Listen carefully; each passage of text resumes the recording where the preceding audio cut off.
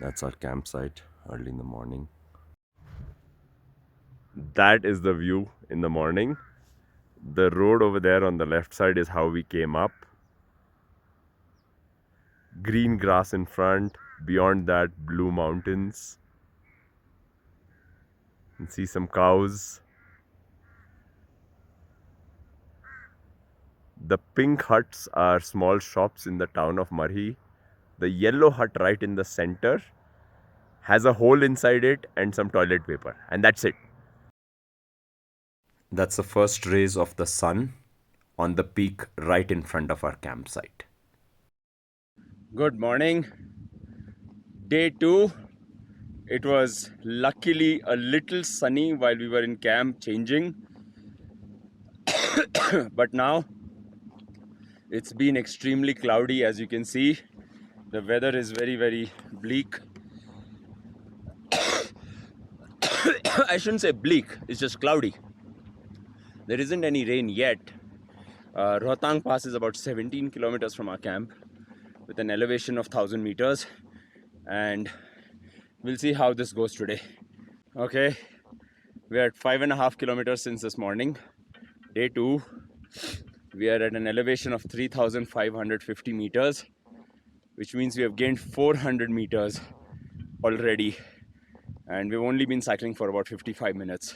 Got some bad roads.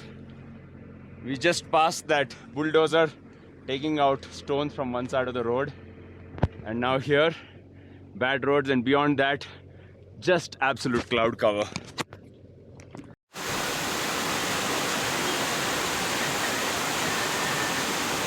But my big concern is not so much for myself, but this doggy who's been following me since yesterday, and I don't carry enough food. He'll have to wait with me till we go to the campsite. But more importantly, I don't think he's supposed to be up here in this elevation. He was about 600 meters below. So I don't know. Yeah, I'm a dog person, what can I say? So we've got good visibility of the road, but beyond that, there is zero visibility down below. We are literally in the clouds. What an experience. Truly am blessed to be able to try this, attempt this ride. Let's see how it goes. And the reason everything's frozen is because the temperature, as per my Garmin, is that we are at 8 degrees in the rain and the clouds. The dog is still here with me. I'm at 3960 meters of elevation. We are about half a kilometer from Rohtang Pass. And I realized there are two animals with me. The dog and this one pesky fly has been buzzing everywhere and very irritating. Oh my god. Didn't expect to deal with that at 4000 meters of elevation, but here I am, and so is the fly. Ladies and gentlemen, I present to you the yak.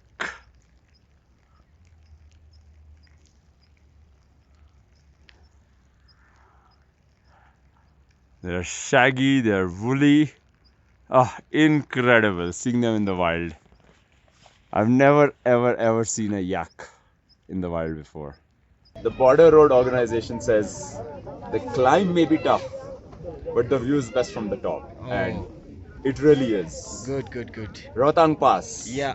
Done. And with that, we just passed the Rohtang Pass. 16.5 kilometers, 3,974 meters above mean sea level. Today's elevation gain is about 825 meters. Update for all the animal lovers who've been closely following me, and the dog, or the dog following me. At Rohtang Pass, I finally fed him a little bit of khana and somehow gave him the slip. So he's at least in an area where lots of food's available, or he can go back down to Marhi, where he originally picked me up. And now all downhill. Middle of day 2 about 12:30 p.m. Rohtang Pass done. It's about 16 kilometers downhill now. And if you want to see how it looks, the roads are phenomenal.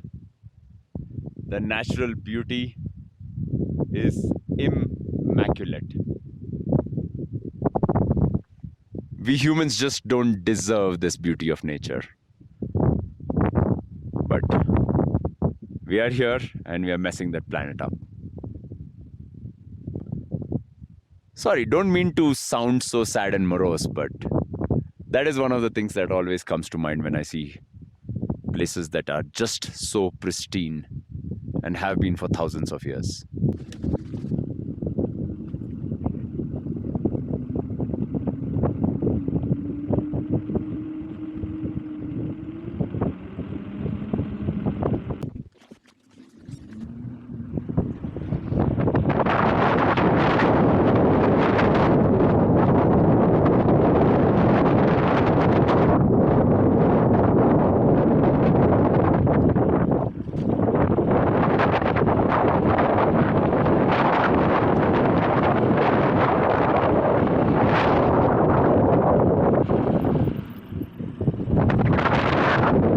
You can see all the tourists just come up from Manali to Rohtang Pass, ride maybe a horses, check out the yak and go back.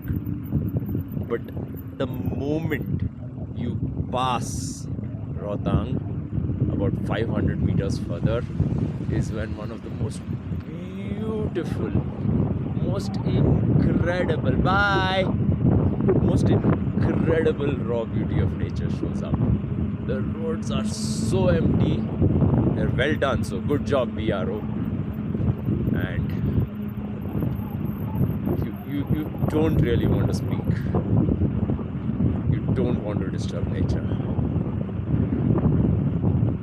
You just feel you're here. Koksar is still another 8 kilometers away. And I gotta tell you, for the last kilometer and a half, my teeth are chattering because it's so cold. The moment the sun goes away, it's freezing again. And you're going downhill into the wind. And it is just cold again. And unlike in the rain, when I was doing some efforts, my body was warming up from the inside. I mean, for the last 10 kilometers, I've pedaled maybe 10-20 times, right? In the last 30 minutes. So, oh my God, this is cold.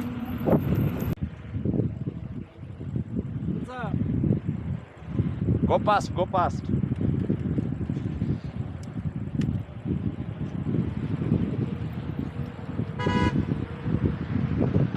We're done with Rohtang and we are downhill all the way to Koskar, 200 meters to get into the town.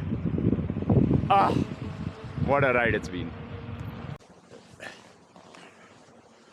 Because we took the tough route and did not take the Atal tunnel from Manali to Sissu and instead went over the Rohtang Pass, you got to see how tough it was.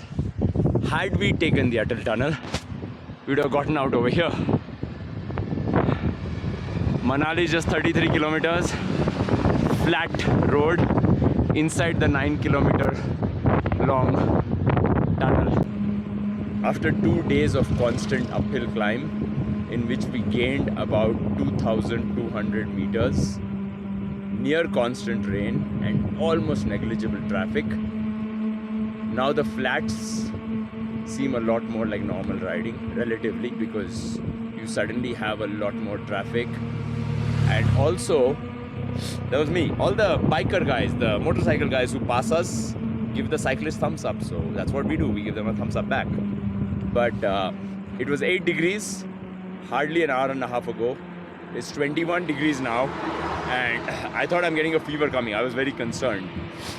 So I stopped by and I had someone check my temperature just to make sure, and they verified, A, I don't have a fever, and B, they said, no, don't worry, it's just that you're in this valley with direct sunlight. And after having come from the rain and the cold, you feel that way on your face, right? You feel like you're suddenly in a furnace, which I guess is normal, and I'm happy I don't have a fever.